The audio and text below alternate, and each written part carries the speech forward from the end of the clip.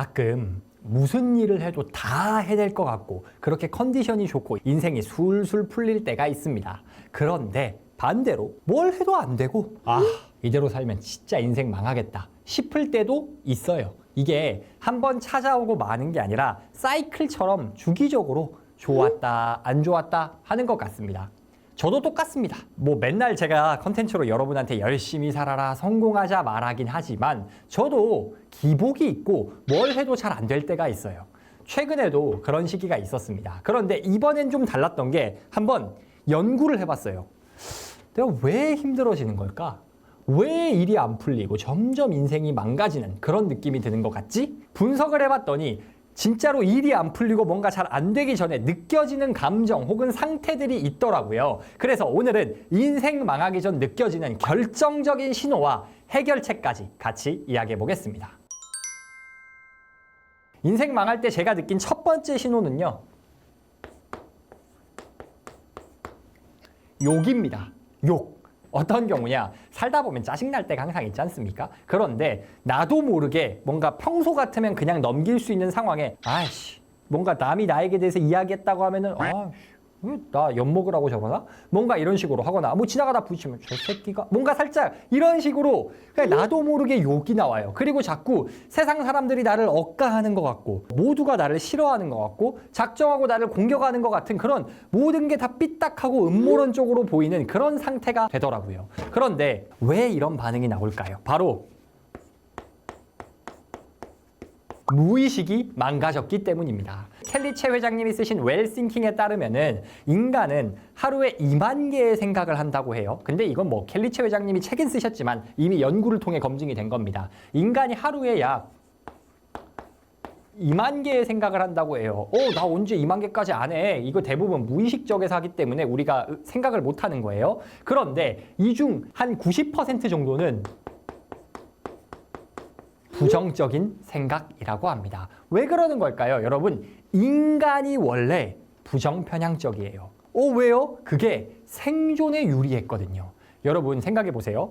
만약에 원시시대에 주변에 숲풀에서 부스럭거리는 소리가 났습니다. 그러면 긍정적으로 오늘 날씨가 바람이 불어서 참 기분 좋은 바람 소리가 난 거겠구나 라고 생각하는 게 생존에 유리할까요? 아니면 짐승이 있나?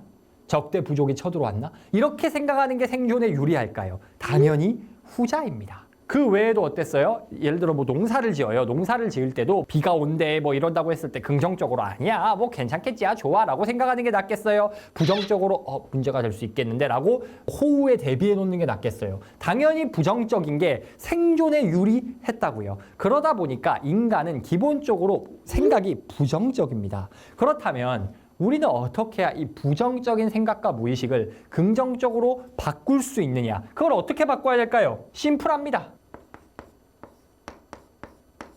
억지로 바꿔야 돼요. 인간이 기본적으로 부정적이기 때문에 억지로 긍정적인 언어를 막 넣어야 돼요. 어떤 방법을 통해서? 그게 우리가 자기계발에서 많이 이야기하는 긍정확언, 시각화 뭐 이런 습관인 겁니다. 그런데 이미 무의식이 부정적인 생각으로 꽉 찬 상태잖아요. 그러다 보니까 나도 모르게 짜증이 나는 건데 그런 짜증나는 상황에서 내가 욕까지 한다. 그러면 억지로 긍정을 넣어도 모자랄 판에 극단적인 언어 선택으로 무의식을 더 부정적으로 바꾸는 겁니다. 여러분 혹시 욕하고 나면은 너무 상쾌해, 나 기분이 좋아, 짜릿해, 정신이 맑아지는 것 같아 그런 기분이 드는 분 있으세요?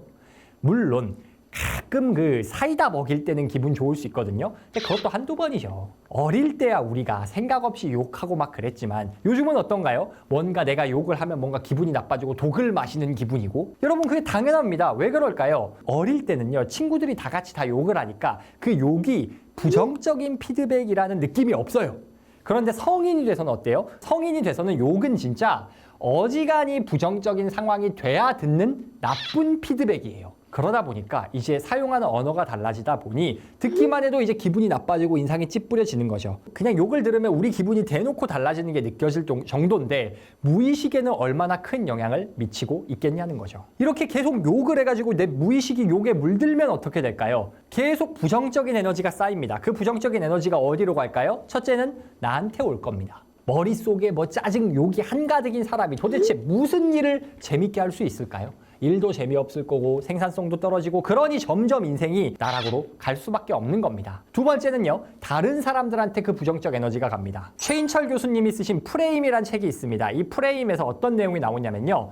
나도 환경이다 라는 내용이 나와요. 이게 무슨 말이냐? 우리는 내가 타인에게 미치는 영향을 과소평가할 때가 있습니다. 그런데 누군가는요, 여러분이 짜증이 나 있거나 화가 나 있으면 여러분 눈치를 봅니다. 내가 기분이 나쁘고 표정에 썩어 있잖아요. 다 알아요. 직장에서 보세요. 상사 기분 썩어 있으면 모두가 압니다. 그런데 내가 기분 나쁘게 하는 걸 다른 사람들이 참아주는 것도 한두 번이지. 사람들이 계속 참아줘요? 안 참아요. 그러니 어떻게 된다? 내 안이 부정적인 생각으로 꽉 차고 나도 모르게 욕을 뱉고 있는 상태가 반복되다 보면 점점 사람들과 갈등이 생깁니다. 그러면 진짜로 인생이 꼬이기 시작하는 거죠. 평소 같으면 아무렇지도 않을 상황에 나도 모르게 욕과 부정적인 짜증이 나온다? 조심하셔야 됩니다. 점점 우리 마음이 부정적으로 변해서 인생이 꼬이기 시작할 수 있는 징조예요. 그러면 어떻게 해결해야 된다고요?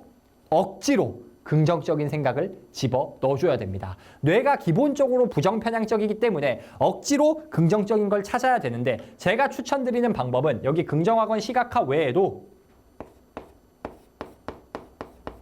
감사일기를 추천드립니다. 하루를 시작하거나 끝날 때 오늘 감사했던 일은 무엇인지에 대해서 여러분이 적어보는 거죠. 그렇게 긍정적인 생각을 머리에 억지로 집어넣어야 비로소 우리의 무의식을 긍정적으로 바꿀 수 있는 겁니다. 인생 망하기 전 느껴지는 두 번째 신호, 바로 불규칙입니다. 뭐라고요? 불규칙. 여러분, 우리는 마냥 늦잠 자거나 게으른 사람들이 인생이 꼬인다고 생각을 하잖아요. 근데 아니에요. 게으른 사람이 아니라 불규칙한 사람이 인생이 꼬입니다. 여러분, 막 성공한 사람들은 다 막 새벽형 인간, 막 미라클 모닝 할 것 같고 하루에 16시간 일할 것 같고 그렇잖아요. 막상 그렇지도 않아요. 새벽까지 놀다가 늦게 일어나가지고 낮에만 바짝 일하고 또 놀고 이런 사람 중에서도 성공한 사람들 많습니다. 그런 사람들은 일반적인 기준에서 보면은 게을러 보이죠. 그러면은 단순히 부지런, 게으름이 성공과 실패를 가르는 척도가 아니라는 겁니다. 그러면 뭐가 문제일까요? 아까 말씀드렸듯 불규칙성이 문제입니다. 이 불규칙에도 종류가 있어요. 먼저 첫 번째는요. 신체적, 물리적인 불규칙이 있습니다. 대표적으로 뭐가 있을까요? 잠이 있겠죠. 잠을 불규칙하게 자는 게 인생 망해가는 신호가 될 수 있습니다. 여러분, 우리 몸에는요, 생체 사이클이라는 게 있어요. 그게 사이클이 한번 깨지면 엄청나게 피곤합니다. 그래서 교대 근무가 그렇게 힘들다고 말하는 이유가 그거고요. 해외 가면은 시차를 겪는 이유가 그래서예요. 그런데 불규칙하게 맨날 자는 시간이 바뀐다. 신체적 불규칙을 가지고 있다. 어떻게 될까요? 매일 근무 시간이 다른 쉬프트를 뛴다고 생각해 보세요. 매일 해외 가서 비행기 시차를 겪는다고 생각하시면 됩니다. 그런 상황에서 우리가 일이 잘 될 리가 있을까요? 당연히 잘 안 될 겁니다. 신체적인 어떤 물리적인 불규칙의 또 다른 종류가 뭐가 있냐? 바로 계획 없음입니다. 계획이 없으니까 불규칙하게 사는 경우가 많겠죠. 그런데 왜 이게 계획이 없이 불규칙하게 사는 게 인생 망하는 신호일까요? 여러분, 우리 뇌가 가장 힘들어하는 고민이 있다고 해요. 어떤 고민을 뇌에서 가장 힘들어하냐? 바로 다음에 뭐 하지? 라고 합니다. 다른 말로 말해서 불확실성이 있는 걸 우리 뇌가 굉장히 싫어한다고 해요. 아까 원시시대 이야기를 잠시 들었는데 똑같습니다. 뭔가 갑자기 말발굽 소리가 들리고 짐승들 막 소리가 들려서 눈앞에 보이지 않는 적들이 나와 있어요. 그런 불확실한 상황 어때요? 엄청나게 스트레스잖아요. 내가 언제 죽을지 모른다는 생존의 위험을 느끼고 있는 거니까. 그러면 이런 스트레스를 사람이 잠깐은 겪을 수 있죠. 위기를 극복할 때까지는. 근데 계속 감당할 수 있을까요? 아니죠. 여러분 같으면 언제 맹수가 나를 습격해올지 모르는 상황에서 편안하게 쉬고 일할 수 있겠어요? 아니죠. 그런데 계획이 없고 불규칙한 생활을 하는 것이 거의 그 정도의 스트레스를 제공한다는 겁니다. 왜? 우리 뇌가 불규칙성을 그렇게 싫어하니까. 문제는 불규칙성이라는 겁니다. 이게 신체적 불규칙이 있지만 또 어떤 불규칙이 있냐? 정신적 불규칙성이 있습니다. 여러분, 우리가 일반적으로 우울증 하면은 굉장히 다운되고 우울하고 힘들어하는 그런 모습을 생각하잖아요. 그런데 그거는 우울증의 진짜 모습이 아니랍니다. 우울증의 진짜 모습은 처져 있음이 아니라 기복이라고 해요. 뭐라고요? 기복. 갑자기 막 와 기분 좋았다가 조증 걸린 것처럼 막 너무 좋았다가 갑자기 하고 처지고, 이런 기복이 예상 못하게 자꾸 변동되는 게 정신적인 우울증의 신호라는 겁니다. 결론적으로는 신체적이든 정신적이든 불규칙성이 반복되면 우리의 몸도 마음도 피폐해진다는 거죠. 처음에는 이 불규칙성이 얼마 안 된 시점에는요, 체력, 정신력으로 버틸 수 있어요. 그런데 오래 지속되면 멘탈과 신체가 점점 무너질 겁니다.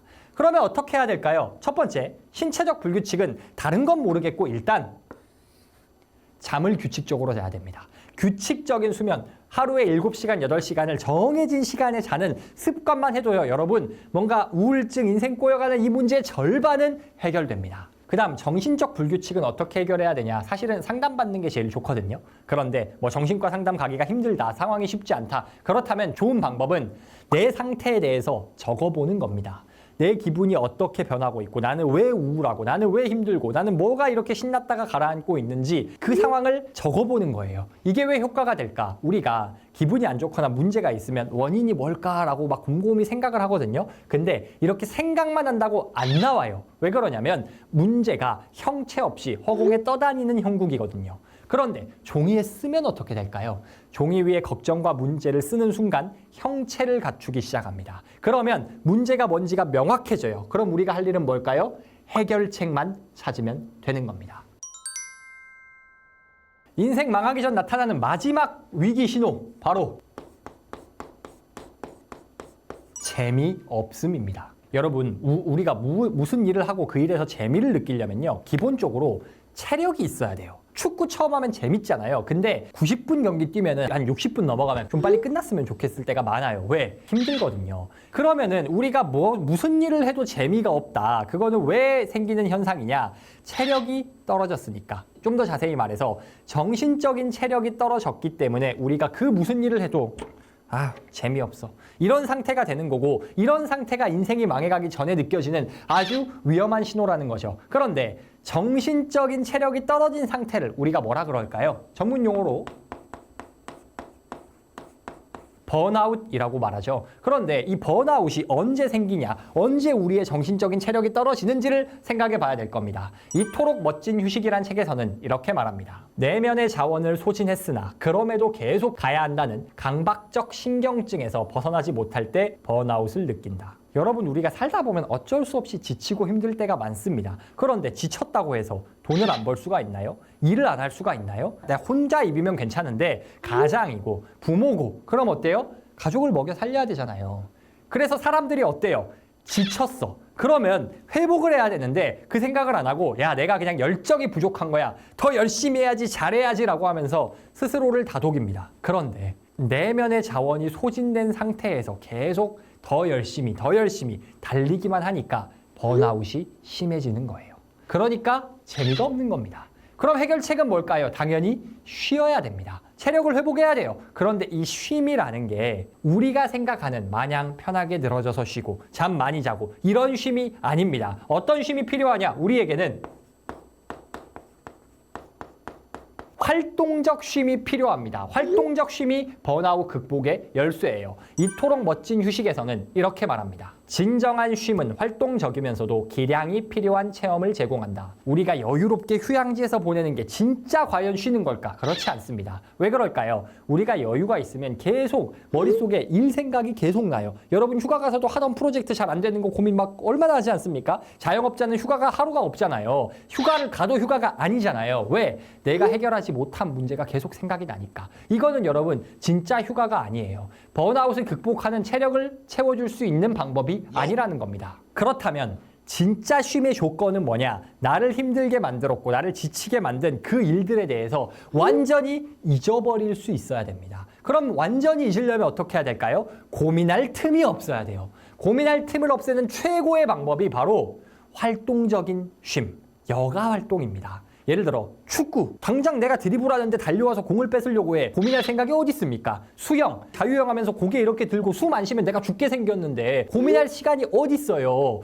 헬스, 뭔가 이제 무게를 치고 있어요. 내가 자세 삐끗하면 나 허리 다쳐요. 고민할 시간이 어디 있습니까? 이렇게 집중과 기량이 필요한 활동적인 운동을 하는 것이 정말로 우리에게 회복을 가져다주는 진짜 쉼이라는 겁니다. 내가 모든 게 재미가 없다. 그러면은 그 이유는 정신적 체력이 떨어져서입니다. 정신적 체력이 떨어진 이유가 뭐예요? 내면의 자원은 전부 소진됐으나 계속 앞으로 가야 하기 때문에. 그렇다면 해결책이 뭘까요? 일에서 잠시 플러그를 뽑고 다시 회복할 수 있는 시간을 가지는 겁니다. 그 방법이 바로 활동적인 쉼이었어요. 이런 활동적 쉼을 통해 내면의 자원을 다시 충전해주지 않으면 우리는 그 어느 것에도 재미를 느끼지 못할 거고요. 점점 더 깊은 번아웃에 빠질 거고요. 수렁 속에서 헤엄칠 수 있는 사람은 없습니다. 그래서 모든 일이 여러분이 재미가 없다, 아무것도 재미가 없다, 위기 신호라는 것을 인지하시고 활동적인 쉼을 가져보시길 바랍니다.